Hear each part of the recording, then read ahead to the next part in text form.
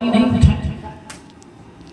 आज इधर से हमारे महंत हरे राम बाबा कहे कि के महिला के सो महिला है जो उठाइए सास ससुर को गाली देते हैं पीटते हैं, उसमें भी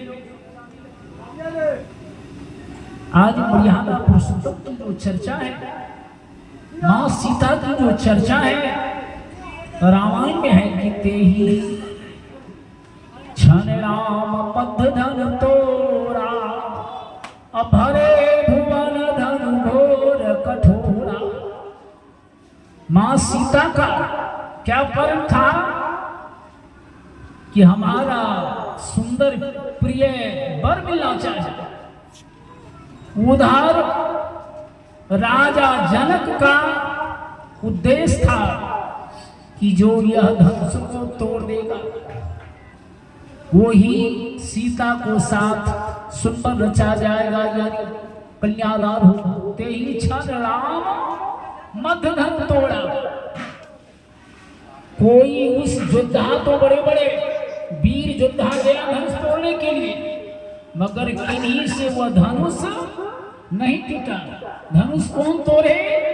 तो मर्यादा पुरुषोत्तम भगवान राम ने तोड़ा। और मर्यादा पुरुषोत्तम राम इसलिए कि मर्यादा पुरुषोत्तम राम ने गुरु के अनुकूल, माता पिता के अनुकूल, मगर आज हम लोग माता पिता के अनुकूल नहीं चल पाते। पिता कहता है कुछ और बेटा करता है कुछ। अभी के जमाने में यदि पिताजी कह दे कि बउआ तुमको 4 दिन के लिए वनवास देते हैं, तो पुत्र वनवास नहीं जाकर पिता को ही वनवास दे देगा। पिता को ही वनवास मिल जाएगा, पुत्र को नहीं मिलता है। मगर उस समय मर्यादा पुरुषोत्तम राम ने पिता को, मर्यादा पुरुषोत्तम मानवों में जो उत्तम कार्य था, ये प्रातः काल उठ के रघुनाथा मात पिता गुरुना वही माथा। क्या करते थे कि प्रातः उठकर माता पिता और गुरु को प्रणाम करते थे।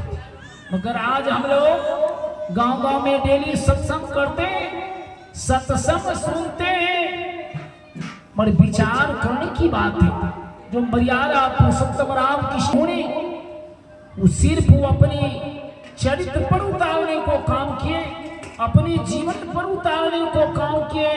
कबीर साहब का जो ज्ञान है, कबीर का जो विचारधारा है, कबीर का जो उद्देश्य है, कबीर ने अपने चरित्र पर, कबीर ने अपने आचरण पर, अपने वाणी पर उन्होंने कहा कि करहु विचार याति सब उठ जाए। मानव को विचार करने से ही दुख का निवृत्ति होगा। यदि विचार नहीं करोगे तो दुख का निवृत्ति नहीं होगा। इसलिए गुरुदेव ने कहा कि करिए नित्य सत्संग को, नित्य प्रति सत्संग करनी चाहिए, संतों की संग करनी चाहिए। अपने घर में माता पिता को प्रणाम करना चाहिए, सेवा करना चाहिए। मगर आज हम लोग सास ससुर को प्रणाम नहीं कर पाए। अब भले डाक माम, पैदल माम, आगा माम, पीछा माम, अब घर पर आए तो सास ससुर को लगाए धाम, सास ससुर को लगाए धाम। अरे असल देवता कौन है? असल देवता वो पत्थर देवता नहीं है, मूर्ति देवता नहीं है। कोई विद्वान कहा तो कबीर ने डायरेक्ट कहा नहीं। कबीर में वह क्षमता, निर्भीकता, वह सहानुभूति शक्ति था। वो कबीर डायरेक्ट कहा कि आप लोग जितना घर में महिला हैं, ये आप सत्संग में बैठी हुई साक्षात आप देवी हैं, आप साक्षात लक्ष्मी हैं। ये पुरुष जो बैठे हुए यही देवता है। शास्त्रकारों ने कहा नो देवो विद्यते काष्ठे प्रसादे नो विनिमय देवस्तम भावो ही कारण। देवता पत्थर में निवास नहीं करता, देवता कोई लकड़ी में निवास नहीं करता। देवता कहा तो देवम कि देवता तो सबको हृदय में जो प्रेम है, वही प्रेम की जरूरत है। अभी के जमाने में प्रेम का कमी है। ढाई आखिर प्रेम का पढ़े सो पंडित हो। तुलसी चौड़ा से प्रेम, केला गाछ से प्रेम, बाबा भोला से प्रेम, और सास ससुर से सास ससुर से झगड़ा, बगल के पड़ोसी से बैर, तुलसी चौड़ा से प्रेम, अपना पति से बैर है। अरे 5 रुपया बैलेंस मोबाइल में घट जाएगा तो टेलीफोन कीजिएगा तो आपको बैलेंस मोबाइल में कौन पैसा भेजेगा? ये सारी साजा कपड़ा बलोद सब आभूषण देता है, कौन देता है? पति देता है। आपके लिए यश तो वो है, वह पूजनीय योग है, मगर उनको आज्ञा को पालन नहीं करेंगे। दूसरे तरफ धूम का अगरबत्ती दिखाएंगे, उपवास रहेंगे। और कबीर ने कहा इसीलिए कि घर ही न तीर्थ रमैबे मंदिर की करे जे।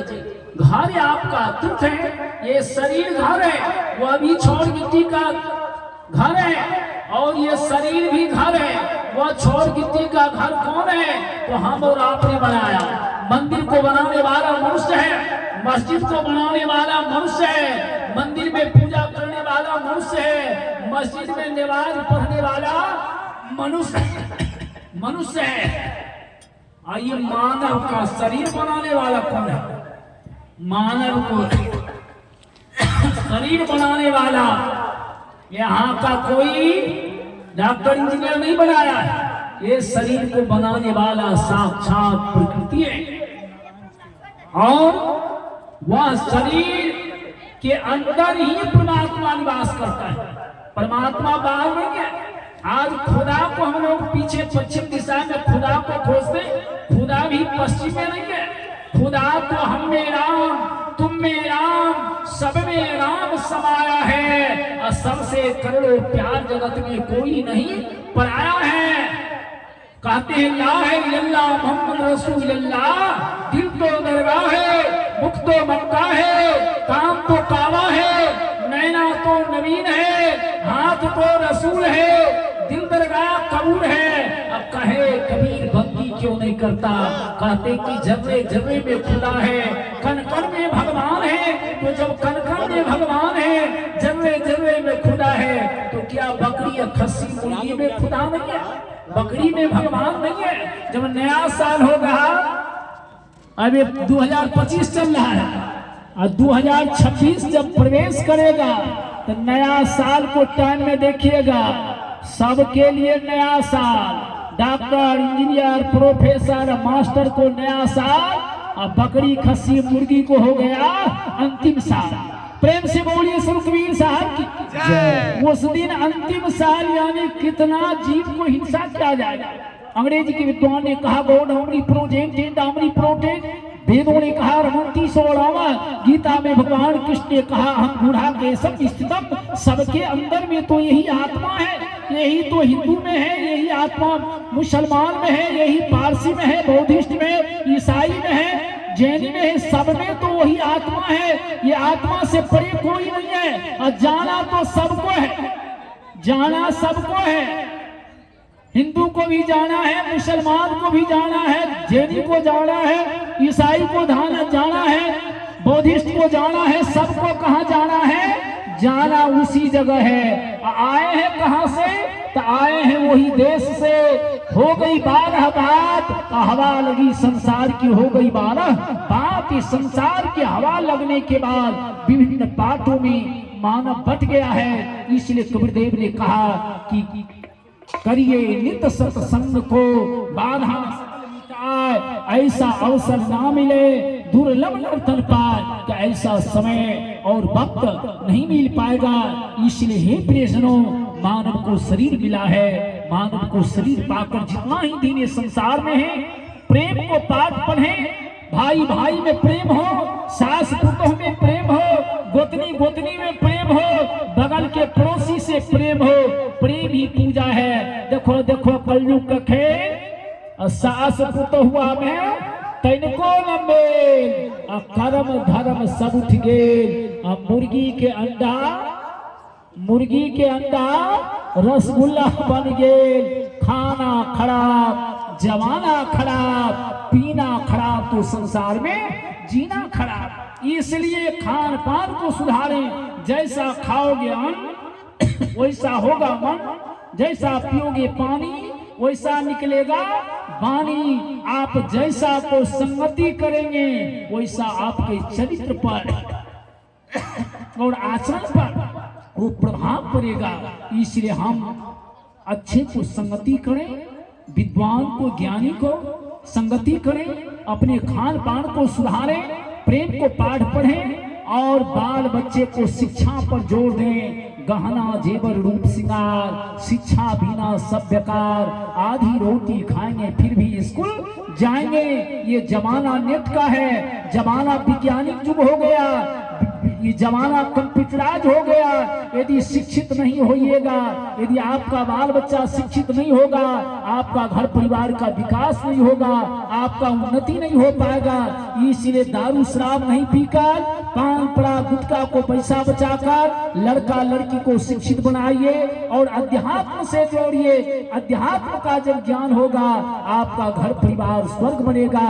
तो इतना ही कहकर मैं अपना वाणी को विराम दे रहा हूँ, क्योंकि मुझे यहाँ से प्रस्थान करना है। बहुत बड़ा विलम्ब, क्योंकि 3 बजे मान था कि साहब जी और कुछ हमारे भक्त लोग सिमरिया घाट आए हैं, उनको भी जाकर थोड़ा दर्शन देंगे।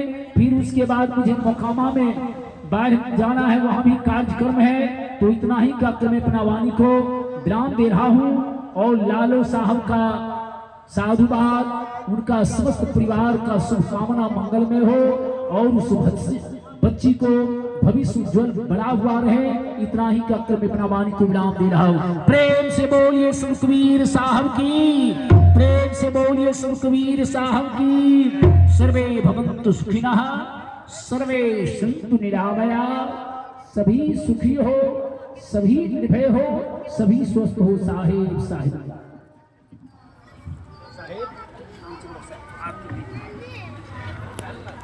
मगन